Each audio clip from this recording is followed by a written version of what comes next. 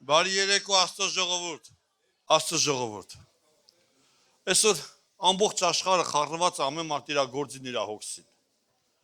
Այսօր ես ու դու շատ ճիշտ ընտրություն ենք արել։ Գալով Աստծո տուն, Աստծո ներկայության մեջ, իր զավակների հետ շփվելով, բազմիցս անգամներ ասել եմ, երբ որ բեմից նայում եմ, որ ոնց է մարդիկ այդ հաղորդակցում, չեմ ուզում թե կտրեմ, բայց մի հատ ուրիշ հաղորդակցություն էլ կա, որ դրանից էլ անուշ է։ Այդ հաղորդակցությունն է մեր Տեր Հիսուս Քրիստոսի հետ, ամեն։ Ու Իրանի բոլոր նրանց, ովքեր եկել են այսօր իր հետ հանդիպելու։ Ու ես հավատում եմ, ես վստահ եմ, եթե եկել ես հանդիպելու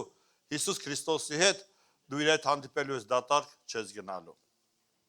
Մի փոքրիկ հատված ուզում եմ կարդամ 147 Սաղմոսից,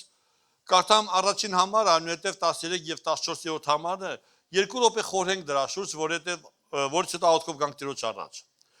Ասում է, օրհնեցեք Տիրոջը, որովհետև բարի է մեր Աստծուն Սաղմոս ասել, որովհետև քաղցր եւ գեղեցիկ է օրհնաբանությունը։ Ով հասկացավ, քաղցր եւ գեղեցիկ է օրհնաբանությունը, ժողովուրդ ջան։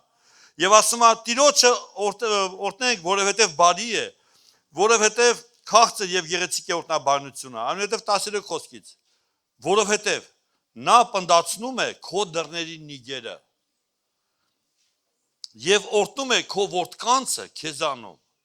Նա խաղաղություն է տալիս քո սահմաններին եւ կշտացնում է քեզ պարարտ ցորենով։ Էլ ինչ ապետ ստեղից ենքով, ժողովուրդ ջան։ Քո դռների նիգերը պնդացնում է, քո որդկանց քո մեջ օրհնում է, քո սահմաններին խաղաղություն է տալիս, քեզ էլ կշտացնում առատապես։ Ինչ գեղեցիկ ու քաղցր է օրհնաբանությունը։ Եկեք ոտքի կանգնենք եւ օրհնաբանենք Տիրոջ անունը, որտեղ մենք Աստված ունենք եւ ուրիշ ոչ մի խնդիր չի կարա մեր համար արգելք լինի, որովհետեւ մենք գանք մեր Տիրոջ առջև։